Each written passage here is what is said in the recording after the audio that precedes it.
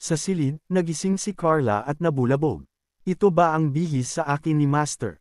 Mukhang pantalon ngunit tulad din ng mga medyas, pakiramdam ay medyo masarap hawakan. Maaari ba itong maging bagong uniforme para sa mga alagad ng sekta ng sword? Walang kabutihan, dapat kong mag-isip ng isang bagay, dapat na natuklasan ni Master na lihim kong ininom ang kanyang alak. Maya-maya, lumabas si Carla. Master, bumalik ka na. Halika nang mabilis at tikman ng mangkok ng sopas na karne na espesyal na ginawa ko para sa iyo. Naisip ni Tubak sa kanyang sarili, ang alagad na ito ay tunay na nagkakahalaga ng pagkuha, kaya maalalahanin. Ngunit sa katotohanan, si Carla ay nagdagdag ng kaunting agham at malalim na lason sa sopas na mangkok. Habang ang sopas ay mainit pa rin, maaari niyang humanga sa mga mahahabang binti ng kanyang alagad, at tamasahin ang sopas na ang kanyang alagad ay walang tigil na luto. Gayunpaman, nang makita ni Tubak ang mangkok ng sopas, natuklasan niya. Hindi ba ito ang laxative para sa tibi ng walang kamatayang baboy? Maaari bang ihalo ng batang babae na ito ang mga sangkap? Bago magreaksyon si Tubak, ang ika-6 na junior brother ay sumugod at inagaw ang sopas na mangkok. Sinira mo ang lahat ng aking buhay na alak ng tubig, inumin ko muna ang sopas na ito. Orihinal na inilaan ni Carla na pigilan siya, ngunit huli na. Ika-6 na junior brother ay bumagsak sa sopas, ang kanyang mukha na puno ng kasiyahan. Sa sandaling natapos niya ang pag-inom, ang ika-6 na si junior brother ay tila na injected ng dugo ng manok, ang kanyang buong katawan na puno ng sigla. Senior brother, napakabait mo. Ginamit mo pa ang espiritu na cultivated na phoenix feather chicken upang gumawa ng sopas. Ngunit bago niya matapos ang kanyang pangungusap, ang kanyang tiyan ay bumagsak tulad ng kulog. Senior brother, ang sopas na ito. Ang after effect ay medyo malakas. Di nagtagal, ang buong sword pick ay napuno ng isang malakas na amoy ng ammonia. Sa sandaling ito, si Carla ay nakasuot ng sangkap na katulong, na may hawak na isang air freshener, sinusubukan na linisin ang ika-6 na bulsa ng gasolina ng junior brother. Bigla siyang natuklasan ng isang libro sa ilalim ng kama. Hindi ba ito ang hindi mababago na lihim na manu-manong sekta? Ang demonyong iyon ay talagang natatakot na malaman ko, kaya't itinago niya ang lihim na manu-manong dito. Sa ganitong paraan, hanggat cultivate ako araw at gabi, ang paglampas sa kanya ay 1 oras lamang. Ngunit pagkatapos lamang, biglang inagaw ni Tubak ang libro mula sa kanyang kamay. Hindi ba ito ang aking draft na antas ng kama? Mabilis na itapon ito kung nasaan ito, kung hindi man ay iling ang kama kapag natutulog. Ang pagnanais ng paghihiganti ay isang magandang bagay, ngunit paano ka maaaring umasa sa ganitong uri ng ordinaryong pamamaraan? Naguguluhan si Carla. Master, ito ang sword secret chamber. Nagpanggap na malamig si Tubak. Kaya ano, basurahan lang. Maraming mas malakas na pamamaraan sa sword storage pavilion kaysa dito. Master, pagkatapos ay maaari mo akong dalhin sa sword storage pavilion upang makita kung mayroong anumang angkop na pamamaraan para sa iyong alagad. Nang makita ang pag-uugali ng coquettish ni Carla, si Tubak ay ngumisi sa loob. Ano ang napakahirap tungkol doon? Bilang iyong Panginoon, dapat kong siyempre ipasa ang pinakamahusay na pamamaraan sa iyo. Matapos sabihin ito, nag-iisa siya sa sword storage pavilion. Sa sandaling itulak niya ang bukas na pintuan, nakita niya ang ika-8 junior sister na nagmamadali, sumigaw, ang mga salita ni senior brother mula sa 2 taon na ang nakalilipas, gamit ang isang talam ng damo, maaaring maputol ng 1,000 mga bituin, hindi ko pa rin ito naintindihan. Ngayon na nakilala ko si senior brother, mangyaring paliwanagan ako. Si Tubak ay nababagabag pagkatapos marinig ito. Hindi ba yun lang ako nagsasalita ng walang kaparirikan noon? Naniniwala ka talaga. Ang mga alagad na nakatayo sa likuran ay nabigla din sa pangungusap na iyon. Pagputol ng mga bituin na may damo. Ang ika-5 elder ay sobrang cool. Bumantong hininga, kung makakagawa lang ako ng mga kwento pati na rin ang big senior sister. Ngunit upang mapanatili ang kanyang imahe bilang isang mahusay na dalubhasa, si Tubak ay kailangang magpatuloy na magpanggap. Junior sister, hindi mo talaga maintindihan. Malaki ang nabigo mo sa akin. Hilingin ko sa iyo, bilang isang sword cultivator, alam mo ba kung ano ang sword daw? Ang ikawalong junior sister ay naniniwala na ang sword daw ay walang hanggan, at ang walang katapusang sword ay maaaring masira ang lahat ng mga batas. Ang isa ay ang sword ay isa, kapag ang tao at sword ay nagkakaisa, sila ay walang talo. Sa sandaling ito, sinubukan ni Tubak na mag-isip ng isang makatuwirang paliwanag sa kanyang ulo, kung magpapatuloy siyang gumawa ng mga bagay, malantad siya. Nakuha mo na. Isang buhay para sa mga tao, isang panahon para sa damo at mga puno. Ang lahat ng mga bagay sa ilalim ng langit ay mga bagay na sword. Isang sword upang eye-level ang lahat ng mga hindi patas na bagay sa mundo. Isang sword na walang kahihiyan sa sarili, nang walang kahihiyan sa mundo. Iyon ang sword daw. Ang bawat tao'y nagpapakita ng malalim. Napakalalim ng kaharian ng sword daw. Ako, Tubak, ay nagnanais para sa lahat ng mga swordsman sa buhay na ito upang masira ang langit sa isang sword out, lahat ng mga sword sa mundo ay darating. Ang ikawalong junior sister ay ganap na nasakop ng Tubak. Hindi ko inaasahan na ang kaharian ni senior brother ay napakalalim. Si junior sister ay mapangahas. Gayunpaman, si Tubak ay tunay na hindi nagsalita.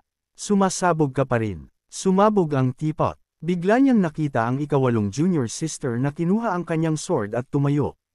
Tama si senior brother. Gusto ko ring maging katulad ni senior brother, na sumigaw ng malakas na sword coming. Sa hindi inaasahan, ang ikawalong junior sister ay talagang pumasok sa kalagitnaan ng yugto ng Lianshu.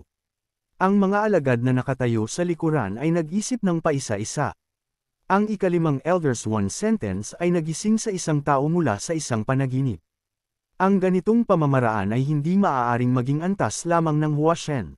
Sa panig na ito, natapos ni Tubak ang kanyang pagganap at nadulas. Pagkatapos ng lahat, mayroon pa rin siyang misyon, upang pumili ng isang mahusay na pamamaraan para sa kanyang mabuting alagad. Isang pamamaraan na dapat na kultura ng protagonista. Tulad ng malalaking salita, ngunit ang anumang inilagay sa sword storage pavilion ay hindi dapat maging ordinaryong. Napagpasyahan kita. Ngunit pagkatapos, natakot siya sa isang libro sa tabi nito. Mahal ako ni Cole Jr. Sister. Ano ang bagay na walang kaparirikan? May tila hindi. Mula nang mas maaga, lagi akong naramdaman na mapapanood. Ngunit wala nang iba dito, ako lamang at pangsyam na si Junior Sister sa bantay na tungkulin. Hindi ito maaaring maging malamig na kagandahan ng bundok ng yelo na ito. Well, bumalik muna tayo. Matapos umalis si Tubak, ang ikasyam na si Junior Sister ay nagpunta sa kung saan siya ay damaloy sa mga libro. Mahal ako ni Cole Junior Sister. Maliwanag, ang ikasyam na si Junior Sister Danulan ay hindi naiintindihan. Hindi ko inaasahan ang ikalimang elder na kilala bilang ang pinaka-infatuated sa sect nais na ituloy ako. Bakit tinitingnan lamang ng mabuting alagad na si Tubak na tiningnan siya ng mga mapupuot na mata? Dahil lamang sa kanyang nakaraang buhay, hindi lamang sinira ni Tubak ang angkan ni Carla ngunit dinakip din ang kanilang mga ari-arian para sa kanyang sarili. Sa nakaraang buhay, alam mong gamitin ang mga walang silbi na mga libro upang makitungo sa akin, sa buhay na ito ay direktang kultura ko ang sword classic, at durugan ang mahusay na demonyo. Tulad ng lihim na pagplot ni Carla, bumalik si Tubak sa silid.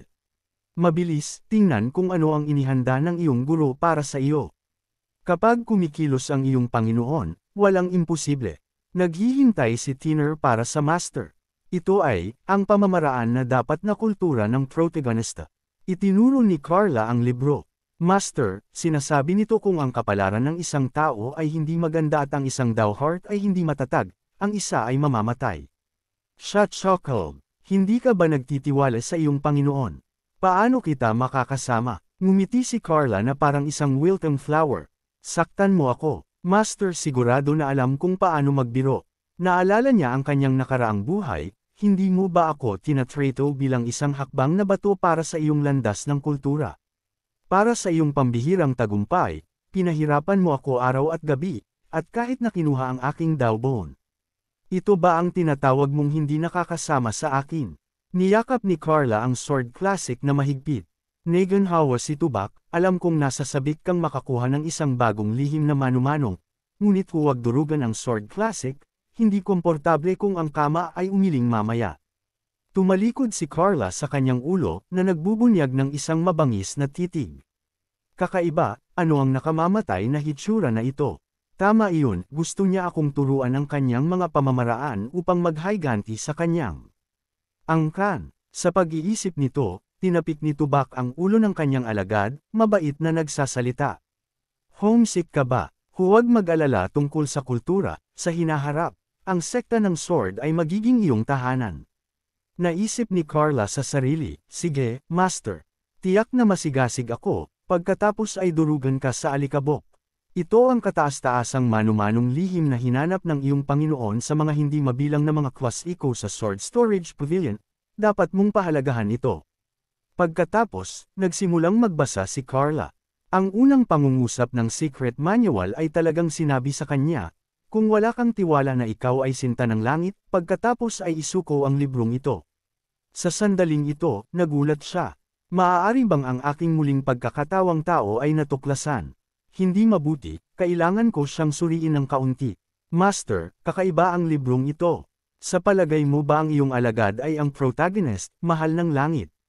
Ngumiti si Tubak at sumagot, syempre, lahat ay ang kalaban ng kanilang sariling buhay.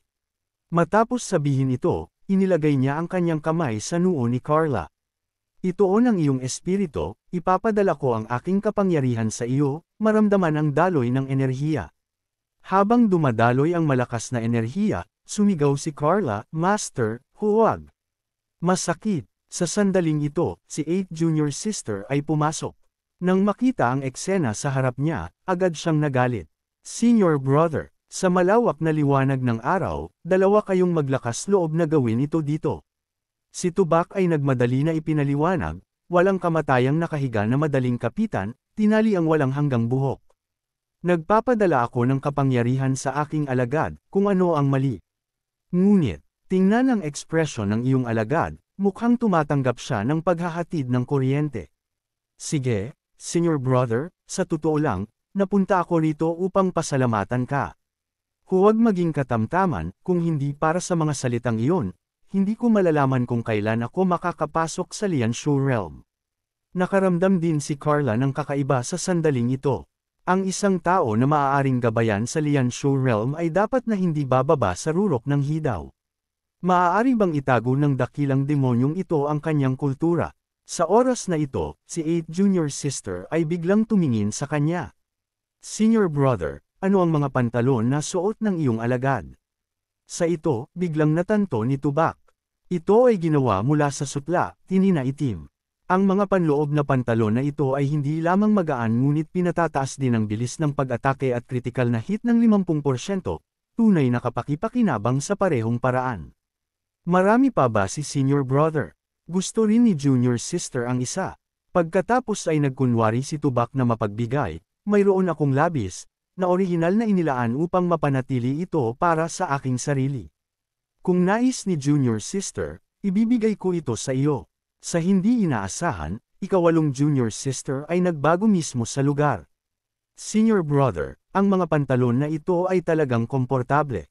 Ang pagsusuot ng mga ito, hindi ko na ba kailangang magsuot ng palda? Senior Brother, ano ang mali sa iyo?